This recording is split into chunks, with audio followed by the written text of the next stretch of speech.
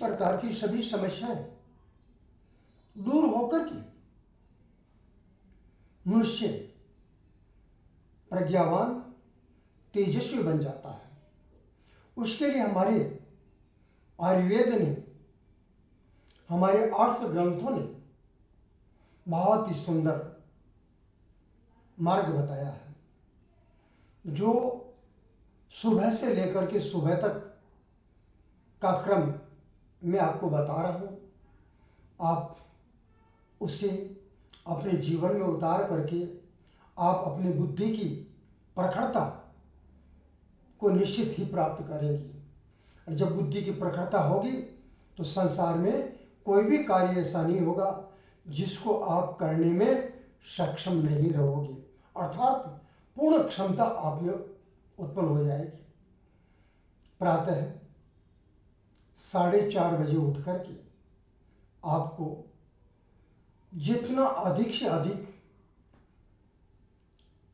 1.25 litre पर्यंत ताम्र जल, रात को तांबा के लोटे में रखा हुआ जल का पान करना है। तत्पश्चात नित्य कार्यों से, निमित्त कार्यों से निवृत्त होकर के प्राणायाम, अनुलोम विलोम, भस्त्रिका और भ्रामरी प्राणायाम अवश्य करें। तत्पश्चात आपका परिवार में जो भी बनता है सुख सात्विक भोजन लीजिए। फिर रात सायंकालीन भी आप कुछ योगा भी कीजिए, परमात्मा की कुछ प्रार्थना स्तुति आदि भी कीजिए।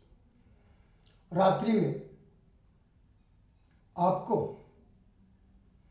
सोने से पूर्व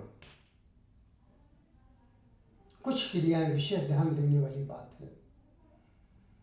1 गिलास गुनगुना दूध जरूर पीजिए। तत्पश्चात सोने का एक सुंदर नियम विद्यार्थियों को, ब्रह्मचारियों को हमेशा पूर्व में शीश करके ही सोना चाहिए और गृहस्थी को हमेशा दक्षिण में शीश करके ही सोना चाहिए। किसी भी प्रकार की विषम परिस्थिति क्यों ना आ जाए, भूल करके भी, चाहे दिन हो विश्राम के समय या रात्रि के विश्राम के समय, रात्रि की निद्रा के समय,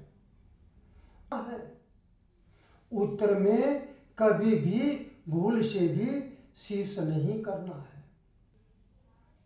उत्तर में मुख करके कुछ कार्य किए जा सकते हैं जिनमें लाभ होता है, जिसे परमात्मा का स्मरण, कोई भी बुद्धि के कार्य, या आप उत्तर में मुख करके कर सकते हैं, करना ही चाहिए। और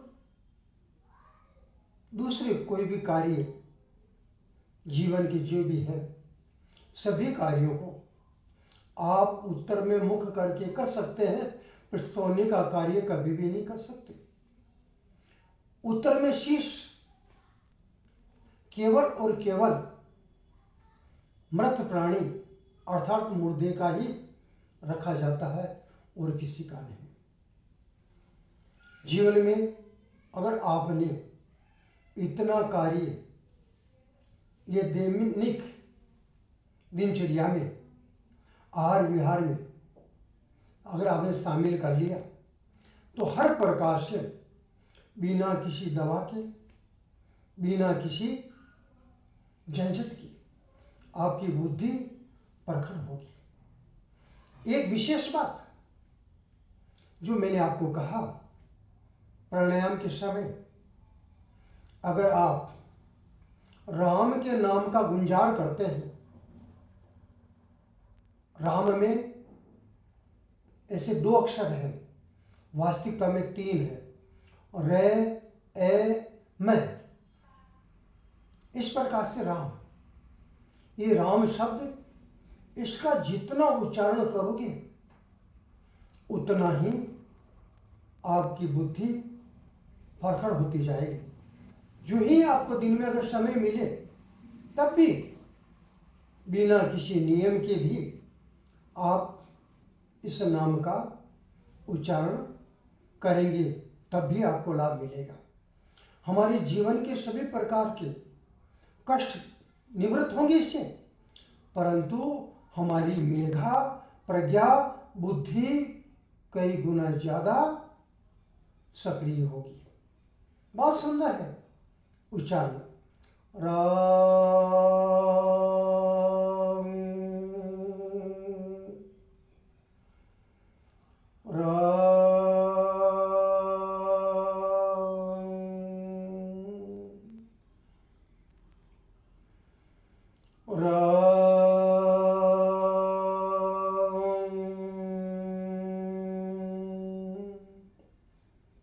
जीवन में आनंद की, जीवन में सुखों की और उत्तरोत्तर बढ़ते हुए आनंद की प्राप्ति होगी।